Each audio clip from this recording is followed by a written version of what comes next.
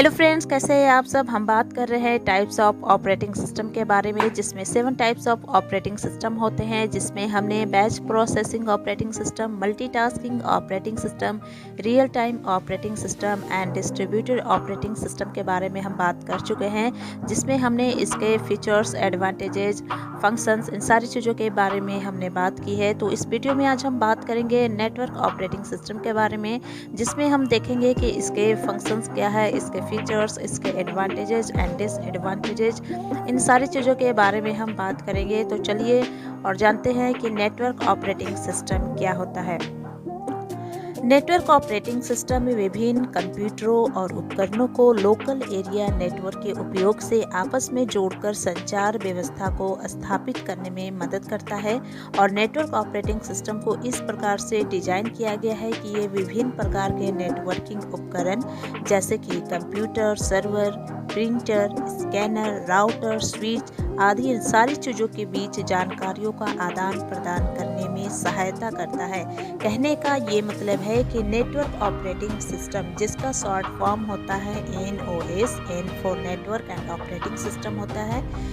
तो network operating system एक तरह से एक सॉफ्टवेयर है जिसका यूज जो है बहुत सारे कंप्यूटरों और बहुत सारे डिवाइसों को एक साथ लोकल एरिया नेटवर्क के थ्रू आपस में कनेक्ट करके रखता है, जोड़ करके रखता है, जिसके बीच जो है वो आपस में एक दूसरे से कम्युनिकेट करते हैं, डेटा एंड रिसोर्सेज को आपस में एक दूसरे से शेयर करते हैं। और ये जो सारे कंप्यूटर होते हैं इसमें कनेक्ट जो होते हैं वो लोकल एरिया नेटवर्क के थ्रू कनेक्ट होते हैं। और इसमें बहुत सारे उपकरणों को भी ऐड किया जाता है। उपकरण हो गए जैसे कि कंप्यूटर हो गए, सर्वर हो गए, प्रिंटर, स्कैनर, राउटर, स्विच। तो ये सारी जो डिवाइसेस होती है, इन सारे डिवाइसेस जो है एक दूसरे से कनेक्ट होते हैं और इनके बीच जो है डेटा का आदान प्रदान यानी एक दूसरे से डेटा को शेयर करने का काम करते हैं। जैसे आप कॉलेज के कंप्यूटर लैब में आपने देखा होगा कि बहुत सारे वहाँ पे कंप्यूटर होते हैं और एक प्रिंटर होता है और सारे कंप्यूटर जो है उस प्रिंटर से कनेक्ट होते हैं। आप चाहे किसी भी कंप्यूटर से आप प्रिंट निकालो तो वो प्रिंट जो है एक ही प्रिंटर से निकलेगा। इसमें क्या होता है, ये जो है नेटवर्क ऑपरेटिंग सिस्टम के थ्रू होता है, जो कि सारे कंप्यूटर जो है उस प्रिंटर को एक्सेस करता है। वो प्रिंटर जो है सारे कंप्यूटर को एक्सेस कर सकता है, जिसके थ्रू जो है आप किसी भी कंप्यूटर से प्रिंट देते हो तो वो एक ही प्रिंटर से प्रिंट निकलता है। तो ये जो है नेटवर्क ऑपरेटिंग सिस्टम के थ्रू वर्क करता है। इस ऑपरेटिंग सिस्टम को नेटवर्क पर कई कंप्यूटर के बीच एप्लीकेशन हो, फाइल हो या प्रिंटर को शेयर करने के लिए डिजाइन किया गया है। और नेटवर्क ऑपरेटिंग सिस्टम के एग्जांपल है जैसे माइक्रोसॉफ्ट विंडोज सर्वर 2003 हो गए, माइक्रोसॉफ्ट विंडोज सर्वर 2008 हो गए, लिनक्स हो गए, यूनिक्स हो गए और मैक ओएस हो गए। ये सारे जो है नेटवर्क ऑपरेटिंग सिस्टम होते हैं। जैसे आप यहाँ डायग्राम में देख रहे हैं कि एक सर्वर है और जिससे जो है बहुत सारे कंप्यूटर जो है कनेक्ट हैं। यानी सर्वर का क्या काम होता है, वो जो है जैसे मान लीजिए सर्वर में आपके कोई एप्लीकेशन है, कोई सॉफ्टवेयर है और सारे कंप्यूटर में नहीं है, तो वो जो है सारे कंप्यूटर जो है इस सर्वर से उस एप्लीकेशन को, उस सॉफ्टवेयर को एक्सेस कर सकता है, उसे चला सकता है। इसलिए ज़रूरी नहीं है कि सारे कंप्यूटर में वो सॉफ्टवेयर इंस्टॉल हो, वो जो है सर्वर के थ्रू जो है एक्सेस कर सकता है। अब हम बात करते हैं features of network operating system की, यानी कि नेटवर्क ऑपरेटिंग सिस्टम की क्या क्या विशेषताएं हैं। तो फर्स्ट इसका ये फीचर्स है कि नेटवर्क ऑपरेटिंग सिस्टम की मदद से नेटवर्क प्रिंटर और एप्लीकेशन को शेयर किया जा सकता है। सेकेंड है, यह फाइल सिस्टम और डेटाबेस को शेयर करने में मदद करता है। थर्ड, इसका इस्तेमाल जो है लोकल एरिया नेटवर्क और वाइड एरिया नेटवर्क में किया जाता है। फोर्थ है कि यह इंटरनेट वर्किंग की सुविधा प्रदान करता है, जिसके कारण कोई उपकरण किसी माध्यम जैसे कि राउटर का यूज करके अन्य उपकरण से जुड़ सकता है। अब हम बात करते हैं types of network operating system की। यह दो तरह की होती है। फर्स्ट होती है peer to peer network operating system and second है client server network operating system. Peer to peer में क्या होता है, इसका शॉर्ट फॉर्म जो है P2P होता है, यानी पीयर टू पीयर। इस नेटवर्क में सभी कंप्यूटर एक दूसरे के साथ जुड़े हुए होते हैं। P2P नेटवर्क में कोई सेंट्रल सर्वर नहीं होता है, ताकि प्रत्येक यूजर इस नेटवर्क का यूज करके किसी भी प्रकार की फाइलों को दूसरे यूजर से शेयर कर सके। और यह P2P का इस्तेमाल जो है लैन में किया जाता है, यानी कि P2P में बहुत सारे कंप्यूटर होते हैं, बहुत सारे डिवाइसेस होते हैं जो कि एक दूसरे से कनेक्टेड होते हैं, लोकल एरिया नेटवर्क के थ्रू कनेक्ट होते हैं और वो जो है आपस में एक दूसरे से डेटा को शेयर करने का काम करते हैं, फाइल्स को आपस में एक दूसरे से शेयर कर सकते हैं।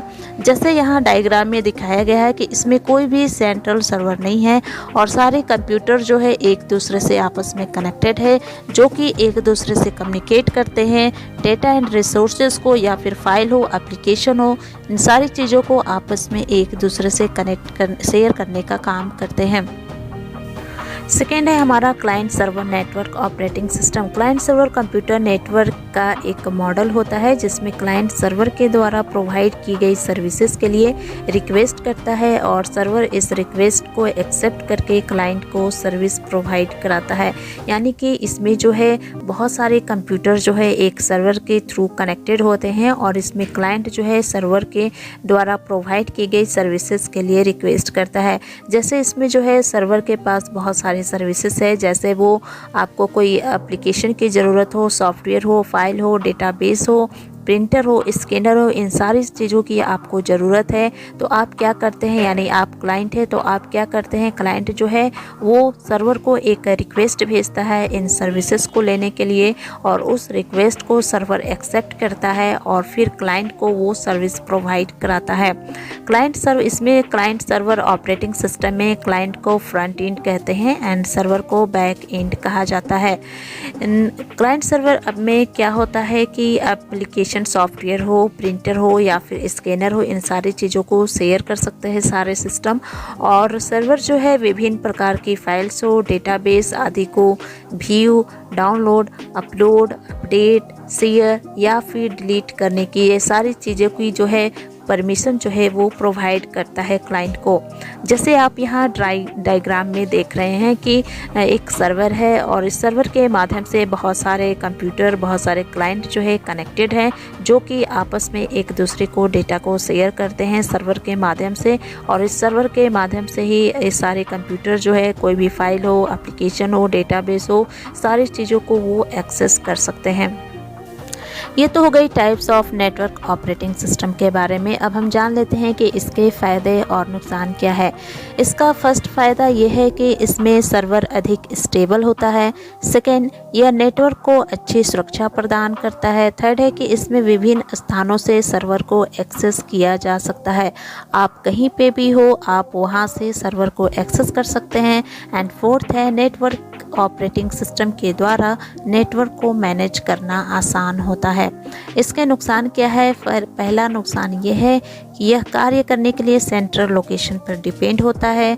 सेकंड है, इसमें सर्वर को खरीदने में ज़्यादा पैसा खर्च होते हैं। थर्ड है, कोई भी उपकरण हो जब किसी नेटवर्क से जुड़ता है तो उस पर हैकिंग और वायरस जैसे बहुत तरह के अटैक होने का खतरा रहता है। एंड लास्ट है, इस ऑपरेटिंग सिस्टम को नियमित रूप से यानी रेगुलरली जो है इसे मेंटेन और अपडेट करना पड़ता है।